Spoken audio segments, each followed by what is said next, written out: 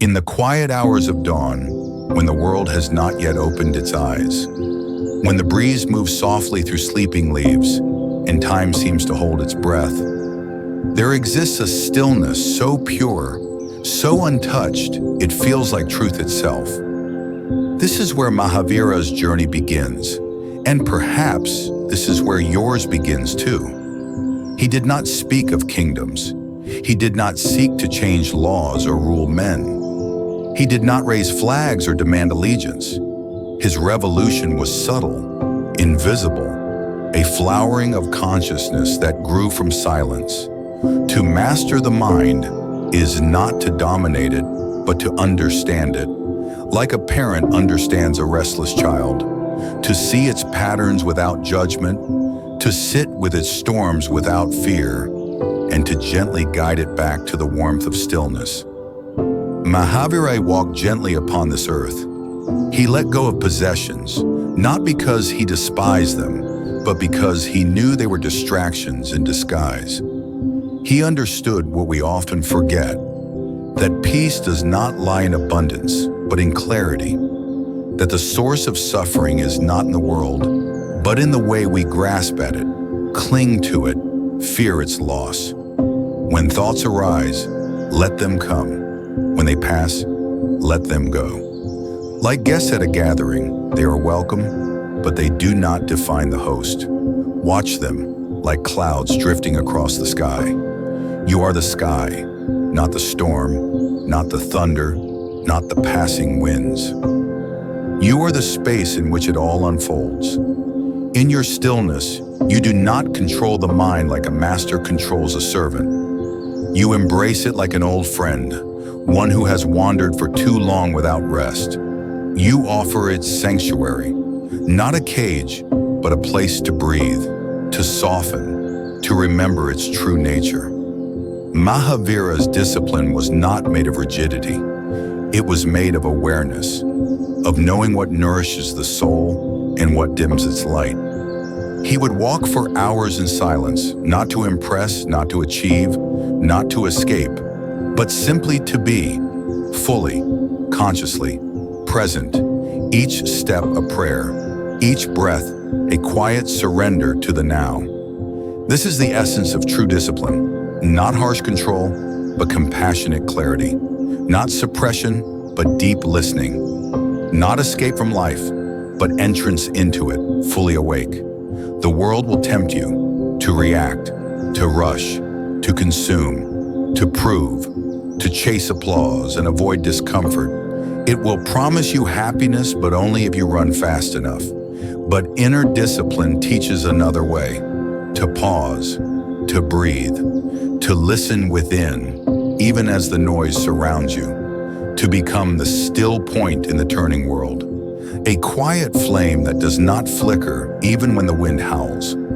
In every moment, a choice arises, to follow the mind or to observe it, to speak quickly or to listen deeply, to judge or to understand, to act from impulse or from love. And slowly, like the unfolding of a lotus in still waters, you begin to change. Not because you try, but because you stop resisting your truth. You begin to see the world not as it appears, but as it truly is. A play of impermanence, a dance of energy, a mirror reflecting the state of your own being. Mahavira asked nothing of the world. He asked everything of himself.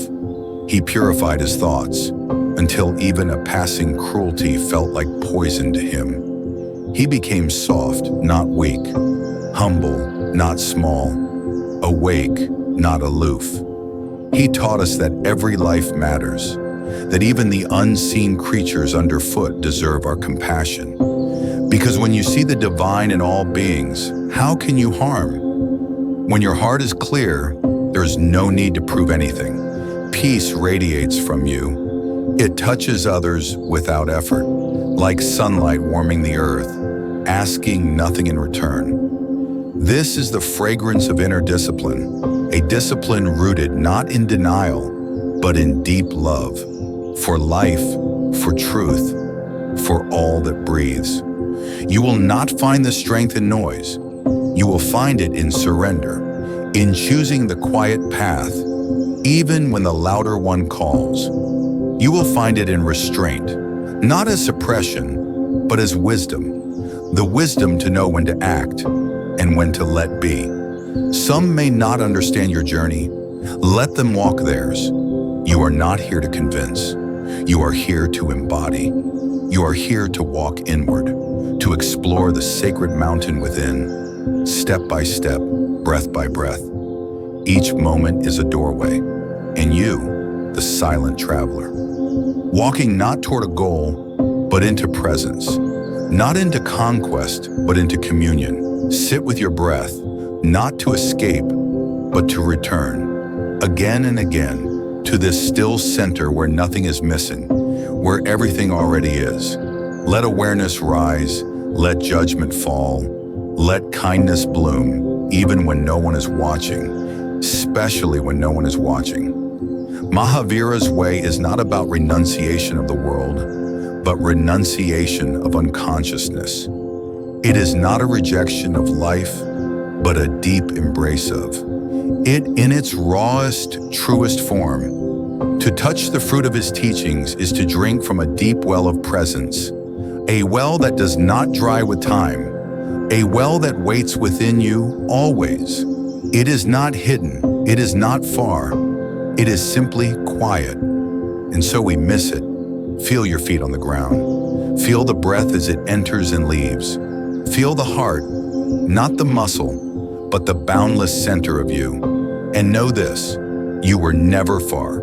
You were only distracted. The light has always been there, waiting to be seen, waiting for your stillness, for your willingness to slow down. The journey of mastering the mind is not a path of arrival, but a path of remembering what you already are, remembering how to return again and again. The more you let go, the lighter you become. The more you surrender, the stronger you feel. The more you soften, the deeper your roots grow. This is not weakness. This is the strength of mountains, the resilience of rivers, the wisdom of silence. When pain arises, observe. When joy arises, observe. Neither clinging nor pushing away, only witnessing, without story, without resistance, without fear. And slowly you begin to see, you are not the waves, you are the ocean, the space in which all waves come and go, unmoved, infinite, complete.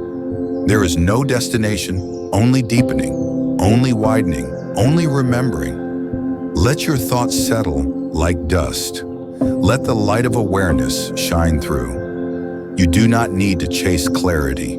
You only need to stop chasing everything else. Do not be in a hurry to master the mind.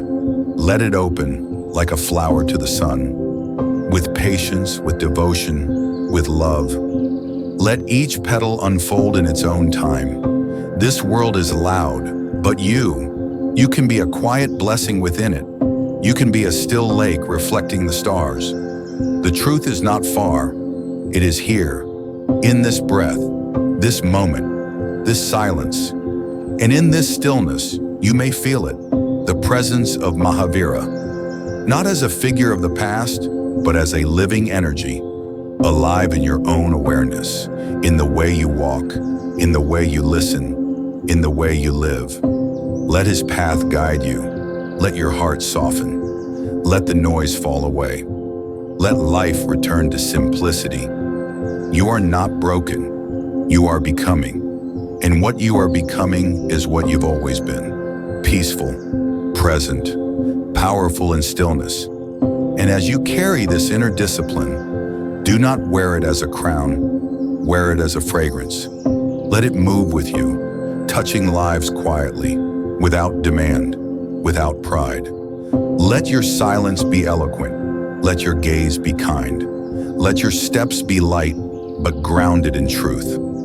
For that is how true wisdom walks, barefoot, humble, with eyes open and heart unshaken. Whenever you feel lost, come back to the breath, to the silence, to the awareness that watches all. Do not panic in the fog. Simply pause, feel, return. Let that be your compass. Let that be your light, because the journey is not outward, it never was. It is inward, and it is endless, and it is now. This is eternal now. If you love it and want to grow with us, then do subscribe to our channel. Thank you.